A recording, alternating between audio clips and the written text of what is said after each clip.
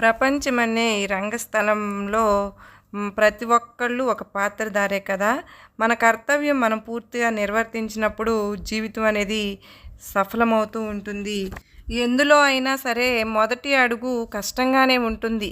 కానీ ఒక్కసారి పట్టుదలతో గనక మనం సంకల్పిస్తే దాన్ని అధిగమించితే తరువాతి అడుగులు వాటంతట అవే మనల్ని విజయం వైపు తీసుకుపోతూ ఉంటాయి. కోరికలకు, అవసరాలకు మధ్య తేడా తెలుసుకున్నవాడు మనిషి ప్రశాంతంగా ఉంటాడు. అలాగే కోల్పోవడానికి ఏమీ లేనప్పుడు సాధించడానికి అదే గొప్ప అవకాశం కూడా అవుతుంది. ఏ పని చేసినా కూడా ఇష్టంతో, ఏకాగ్రతతో శ్రద్ధ పెట్టి చేయండి. అప్పుడు ఆ పనిలో మీకు పోటీ వచ్చేవారే ఉండరు. ఎంతమంది మన చుట్టూ ఉన్నారన్నది ముఖ్యం కాదు. ఒక కష్టం వచ్చినప్పుడు ఎంతమంది మనకు తోడు నిలుస్తారు అన్నదే ప్రధానం. మనం కోరుకున్నవన్నీ కూడా మన సొంతం అవుతాయి. కానీ అది ఎప్పుడంటే నేను వాటిని సాధించగలను అని బలంగా నమ్మినప్పుడే. ఓటమిని చూసి నిరుత్సాహపడకు, గెలుపును చూసి గర్వపడకు. ఎందుకంటే మొదటిది నిన్ను గెలవనివ్వదు, రెండవది ఆ గెలుపుని ఎక్కువ కాలం నిలువనివ్వదు. నిన్ను చీకొట్టిన వారి చేత కూడా చప్పట్లు కొట్టించుకోవడంలోనే అసలైన విజయం దాగి ఉంది.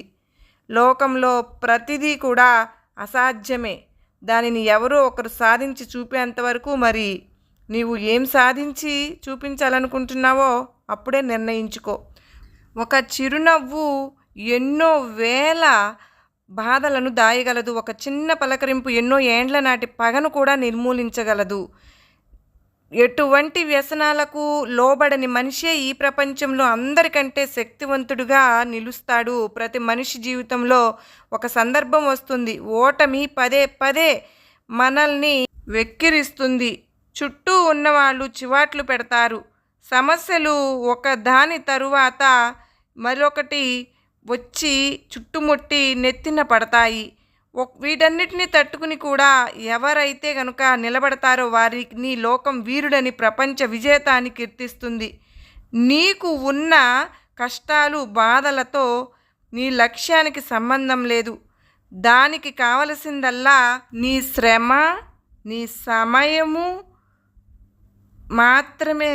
మనం ఒకరి ముందు తగ్గాము అంటే అర్థం తప్పు మనదే అని కాదు. మనం మన ఈగో కన్నా వాళ్ళతో బంధానికి ఎక్కువ విలువ ఇస్తున్నాం అని. ప్రతి ఒక్కరిలో ఏదో ఒక టాలెంట్ అనేది ఉంటుంది. గుడ్డిగా వేరొకరిని ఫాలో అవడం కన్నా మనలోని టాలెంట్ని గుర్తించి దానిని మెరుగుపెట్టుకోవడం ఉత్తమం. మనం ఆలోచించే ఒక్క ఆలోచన, తీసుకునే ఒక్క నిర్ణయం, చేసే ఒక్క పని మన జీవితాన్నే మార్చేయగలవు. నేటి సమాజంలో అతి మంచితనం కూడా అంత మంచిది కాదు.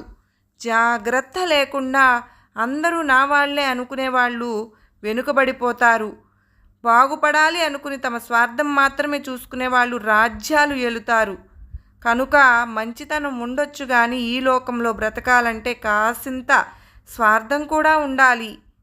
మిత్రమా, ఒక పనిని ఎలాగో అలా ఎవరైనా చేసేస్తారు. కానీ ఎవరు ఊహించనంత బాగా నువ్వు చేసినప్పుడే నీకంటూ ఒక ప్రత్యేక గుర్తింపు ఏర్పడుతుంది. మనలోని భయమే మనల్ని ఏ పని చేయనివ్వకుండా ఆపుతుంది. ఆ భయాన్ని జయించినప్పుడే మనము దేనినైనా సరే సాధించగలుగుతాం. సమయం లేదు మిత్రమా. మనం కళ్ళు మూసుకుని తెరిచే లోపల రోజులు నిమిషాల్లాగా గడిచిపోతున్నాయి.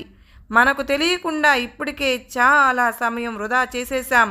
ఇలా సోమరిపోతుల్లా కూర్చుంటే ఉన్న ఆకాశ సమయం కూడా కరిగిపోతుంది. అలా జరగడానికి ముందే మేల్కొని ఉన్న ఈ కొద్ది సమయాన్ని అయినా సరిగ్గా వినియోగించుకుందాం. ఖండబలంతో మహా అయితే ఓ 10 మందిని కొట్టగలం. కానీ బుద్ధి బలం ఉపయోగిస్తే మహా సామ్రాజ్యాలను సైతం కూల్చి మన దగ్గరే అయిన సరికొత్త రాజ్యాలను నిర్మించవచ్చు. ఇది నేను కాదు, చరిత్ర చెబుతున్న సత్యం. ఈ భూమి మీద కష్టాలు పడని మనిషి అంటూ ఉండడు. అయ్యో నాకే ఎందుకు ఇన్ని సమస్యలు అని తల బాదుకోవడంలో అర్థం లేదు. దానికంటే మన తెలివిని ప్రదర్శించి ఆ సమస్యలను పరిష్కరించుకోవడం ఉత్తమం.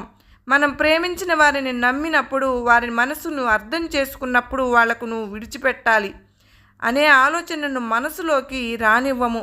ఎప్పుడో ఒకసారి విజయం లభిస్తే అది అదృష్టం. కానీ పదే పదే గెలిస్తే అది మన కష్టార్జితం. అదృష్టాన్ని కాకుండా స్వయం కృషిని నమ్ముకున్నవాడు ఈ రోజు కాకపోయినా రేపైనా సరే తప్పక అనుకున్నది సాధిస్తాడు. మన దగ్గర 10 రూపాయలు ఉంటే అందులో కనీసం రూపాయి అయినా లేనివాడికి దానం చేయడం సాయం కాదు, ధర్మం. మనిషిగా మానవ ధర్మం. మనకన్నా పై స్థాయిలో ఉన్నవాళ్ళు చెప్పిందే గొప్ప అనే రూల్ ఏమీ లేదు. చిన్నవాళ్ళైనా పెద్దవాళ్ళైనా మంచి వాళ్ళైనా చెడ్డవాళ్ళైనా ఎవరైనా సరే వాళ్ళు చెప్పిన దానిలో నిజం ఉందని మనకు అనిపిస్తే వారి సలహా తీసుకోవడంలో తప్పే లేదు. ఏదైనా మనం ఒక మెట్టు పైకి ఎదగడం ముఖ్యం కదా. ఈరోజు నువ్వు డబ్బును నిర్లక్ష్యం చేస్తే అది లేని నాడు సమాజం నిన్ను నిర్లక్ష్యం చేస్తుంది. కనుక రెస్పెక్ట్ మనీ. టాలెంట్ లేనివాడైనా పైకి వస్తుంది ఇస్తాడేమో, కానీ డిసిప్లిన్ లేనివాడు మాత్రం పైకి రాడు. మనకన్నా పెద్దలకు గౌరవం ఇవ్వాలి. వాళ్ళ జీవిత అనుభవాల నుంచి మనం ఉపయోగపడే పాఠాలను నేర్చుకోవాలి. అవి మన విజయ సాధనకు ఎంతగానో ఉపయోగపడతాయి. ఒక మనిషి యొక్క ఆకారాన్ని, సౌందర్యాన్ని చూసి అతని ప్రతిభా విశేషాలను అంచనా వేయలేం. ఎందుకు అంటే అందవికారమైన ముఖం వెనుక మంచి మనసు, బలహీనమైన శరీరం లోతున అసాధారణమైన తెలివితేటలు దాగి ఉండవచ్చు కదా. కనుక ఎవరిని తక్కువ అంచనా వేయకూడదు, తక్కువగా చూడనూకూడదు. ఈ ప్రపంచంలో అన్నిటికన్నా బాధాకరమైన విషయం ఏమిటో తెలుసా? మనం ఎవరినైతే అందరికన్నా ఎక్కువగా నమ్ముతామో వాళ్ళ చేతుల్లోనే మోసపోవడం. ఒక దేశం అభివృద్ధి చెందాలంటే ప్రభుత్వమో లేక ప్రజలో ఎవరో ఒకరు నిజాయితీగా ఉంటే సరిపోదు. అందరూ కష్టపడి నిజాయితీతో పనిచేసినప్పుడే ఆ సమాజం బాగుపడుతుంది. ఈ లోకంలో ఇదే బెస్ట్ అంటూ ఏదీ ఉండదు. అది ఎంత బాగున్నా దానిని మనం ఇంకా బెటర్గా చేయొచ్చు. అంతా బాగున్నప్పుడు అందరూ నీతులే చెప్తారు. కానీ కష్టకాలంలో కూడా ధర్మాన్ని పాటించిన వాడే ధీరుడు. గెలిచిన జ్ఞాపకాలతో చావండి, అంతేగాని తీరని ఆశలతో కాదు. మీ జీవితానికి ఒక అర్థాన్ని కల్పించాలనుకుంటే ఇప్పుడే దానికోసం పనిచేయడం మొదలు పెట్టండి. ప్రయత్నించడం, పనిచేయడం అనేవి రెండూ ఒకటి దాన్ని కావు. ప్రయత్నించడం వల్ల నమ్మకం మాత్రమే కలుగుతుంది, కానీ పనిచేయడం వల్ల విజయం సిద్ధిస్తుంది. గొర్రెలా 100 ఏళ్ళు బ్రతకడం కన్నా సింహంలా ఒక్కరోజు జీవించి మరణించడం మేలు. ఒక మనిషికి జీవితంలో అత్యంత సంతోషం ఎప్పుడు కలుగుతుందో తెలుసా? తాను ఎప్పటికీ చేయలేను అనుకున్న దాన్ని సాధించినప్పుడే. మనం ఎంత బాగా నటిస్తే మన చుట్టూ అంతమంది వచ్చి, ఎంత నిజాయితీగా ఉంటే అంతమంది మనల్ని వదిలిపోతారు. ఇది చేదు నిజం. ఈ లోకంలో అందరికన్నా అదృష్టవంతుడు ఎవరో తెలుసా? ఎటువంటి అనారోగ్యం లేనివాడే. కొన్నిసార్లు మన తప్పు లేకుండానే మన మీద నిందలు పడుతూ ఉంటాయి. అప్పుడు మనం చేసేది ఏమీ ఉండదు. సహనంతో వేచి ఉండాలి, అంతే. ఆ తరువాత నిజం బయట పడినప్పుడు మనల్ని నిందించిన వాళ్ళే మన ముందు తలదించుకుంటారు. ఎప్పుడైతే పక్క వాళ్ళతో మనల్ని మనం పోల్చుకోవడం మానేస్తామో అప్పుడే మన మనసు ప్రశాంతతను పొందుతుంది. ఎవరు చూడడం లేదు కదా అని తప్పు చేసి దర్జాగా తిరగాలనుకోకూడదు. ఈ ప్రకృతి ప్రతిదీ గమనిస్తూనే ఉంటుంది. ప్రతి ఒక్కరి కర్మలను తగిన ప్రతిఫలాన్ని తప్పక ఇస్తుంది. మిత్రమా, ఆఖరిగా ఒక్క మాట చెప్పనా? మనకి పని చేయడానికి ఏ పని లేనప్పుడు మాత్రమే పనికి రాని ఆలోచనలన్నీ కూడా మన మనసులో వచ్చి చేరుతూ ఉంటాయి. మనకంటూ ఒక లక్ష్యం ఉన్నప్పుడు, దానికోసం శ్రమిస్తూ ఉన్నప్పుడు ఎటువంటి చెడు అయినా కూడా ఆలోచనలు మన మనసుని పాడు చేయలేవు. ఇది బాగా గుర్తుపెట్టుకో.